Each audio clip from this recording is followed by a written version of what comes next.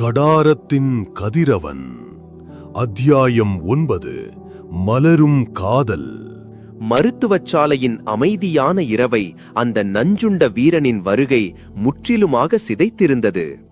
நஞ்சு என்ற முல்லையின் குரல் அங்கே கூடியிருந்த அனைவரையும் உறைய வைத்தது.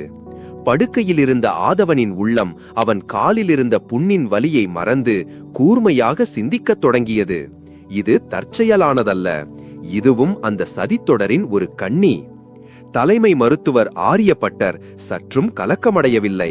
பல போர்க்களங்களை கண்ட பட்டறிவு அவர் முகத்தில் ஒருவிதமான அமைதியை கொடுத்தது. முல்லை, உடனே முறிவு மருந்துகளை ஆயத்தம் செய். குதிரை குளம்படியும் வெள்ளருக்கும் கொண்டு வா. நான் அவன் வயிற்றிலிருக்கும் நஞ்சை வெளியேற்றுகிறேன் என்றவர் ஆணைகள் பிறப்பிக்க மருத்துவச்சாலையே ஒரு போர்க்களம் போலானது.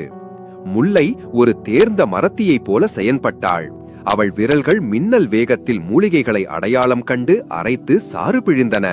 அவள் முகத்திலிருந்த பரிவும் கவலையும் மறைந்து ஒரு மருத்துவரின் முழுமையான கவனமும் திறமையும் குடியேறியிருந்தன.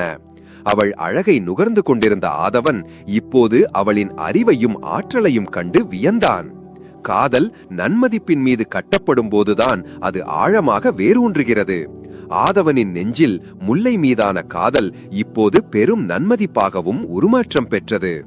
பல மணி நேர போராட்டத்திற்கு பிறகு அந்த வீரனின் உடலிலிருந்து நஞ்சு மெல்ல மெல்ல முறிக்கப்பட்டது. அவன் உயிர் காப்பாற்றப்பட்டது. ஆனால் அவன் ஆழ்ந்த மயக்கத்தில் இருந்தான். விடியற் காலையில் படைத்தலைவர் மார்த்தாண்டன் மருத்துவச்சாலைக்கு விரைந்து வந்தான். செய்தி அவர் செவிகளுக்கும் எட்டியிருந்தது. ஆரியப்பட்டர் நடந்ததை அவரிடம் விவரித்தார். படைத்தலைவரே, இது எளிய நஞ்சல்ல, இது கருநாக நஞ்சு.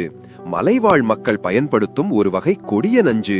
இதன் ஒரு துளி பட்டால் கூட இதயம் சில மணித்துளிகளில் நின்றுவிடும். முல்லையின் மதிநுட்பத்தாலும் விரைவான செயல்பாட்டாலும் தான் இவனை காப்பாற்ற முடிந்தது. மார்த்தாண்டனின் கண்கள் தன் மகளைப் போலவே